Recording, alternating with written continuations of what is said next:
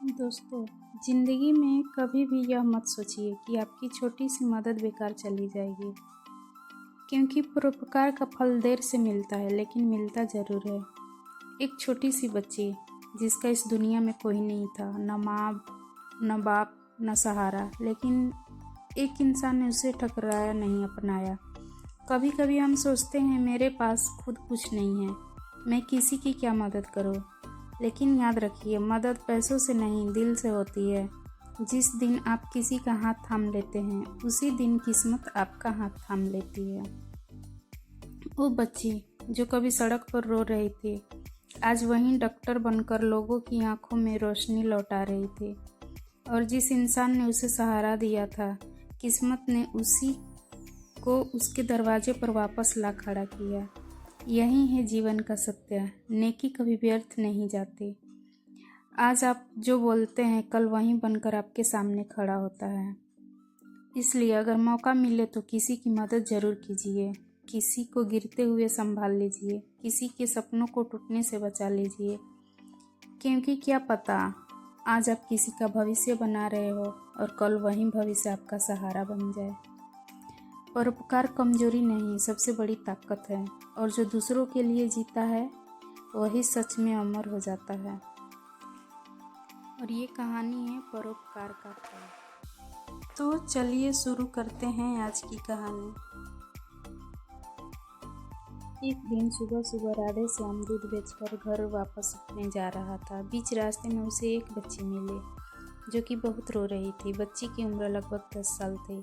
वह अपना नाम प्रिया बता रही थी। राधे श्याम ने उस बच्ची से पूछा, तुम कहाँ से आई हो, तुम्हारा घर कहाँ है? प्रिया ने कहा, मेरे मम्मी पापा नहीं हैं, मैं अपने मामा के घर पर रहती थी। मेरे मामा ने मुझे अनाथालय में छोड़ दिया। अब मैं वहाँ नहीं रहना चाहती, इसीलिए मैं अनाथालय से भाग आई। राधे श्याम ने कहा, तो चलो मैं फिर तुम्हें अनाथालय छोड़ दूँ। प्रिया ने कहा, नहीं, मैं अब वहाँ नहीं जाऊँगी। राधे श्याम ने अपने घर को जाने लगा। बच्ची भी राधे श्याम के पीछे पीछे चलने लगी। राधे श्याम ने कई बार उसे मना किया कि वह अपने घर जा रहा है, तुम अनाथालय चली जाओ, वहाँ के लोग तुम्हें खोज रहे होंगे। लेकिन बच्ची ने राधे श्याम की एक बात नहीं मानी। वह उसके घर तक आ गई। राधे श्याम ने अपनी पत्नी से सारी बात बता दी। पत्नी ने कहा, कोई बात नहीं, आज इन्हें यहीं रहने दो। अगर अनाथालय के लोग यहाँ आएंगे तो हम उन्हें इसे सौंप देंगे।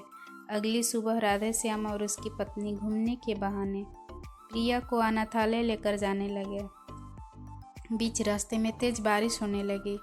राधे श्याम, उसकी पत्नी और प्रिया एक पेड़ के नीचे रुक गए। तेज गरज और चमक के साथ बारिश हो रही थी। बारिश देख प्रिया का मन भीगने का करने लगा। प्रिया अपना हाथ राधे श्याम से छुड़ाकर खुले मैदान में भीगने के लिए चली गई। राधे श्याम उसे बार बार बुला रहा था, लेकिन वह नहीं आ रही थी।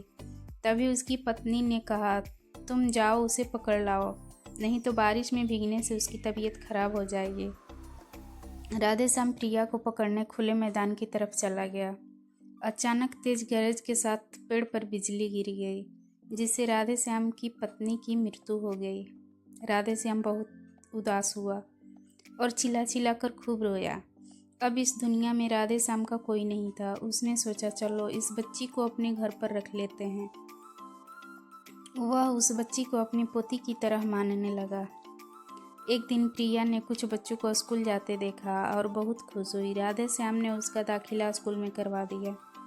धीरे धीरे समय बीतता चला गया और प्रिया ने अपनी स्कूल शिक्षा पूरी कर ली। उसने डॉक्टरी की पढ़ाई के लिए परीक्षा पास की और 5 साल बाद गोल्ड मेडल के साथ डॉक्टर बन गई।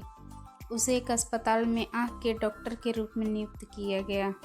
एक दिन उसी अस्पताल में एक बुजुर्ग व्यक्ति आया जिसकी आंखों की रोशनी जा चुकी थी। अस्पताल के कर्मचारी ने उसके पैसे की मांग की, लेकिन उसके पास पैसे बाहर निकाल रहे थे। तभी डॉक्टर प्रिया वहां आई। उसने बुजुर्ग को देखा और तुरंत ऑपरेशन कराने का आदेश दिया। प्रिया ने 2 घंटे तक ऑपरेशन किया। जब बुजुर्ग को होश आया तो उसने देखा कि सामने प्रिया खड़ी थी। यह वही राधे श्याम थे जिन्होंने प्रिया को सहारा दिया था। प्रिया ने बताया कि वह पढ़ाई पूरी कर उन्हें खोजने घर गई थी, पर वे वहाँ नहीं मिले। राधेश्याम ने बताया कि वे काम की तलाश में शहर आ गए थे और अचानक बीमार पड़ गए। दोनों एक दूसरे से मिलकर बहुत रोए। प्रिया ने अपने दादा का इलाज किया और वे अब दोनों साथ रहने लगे। कहानी सुनने के लिए धन्यवाद।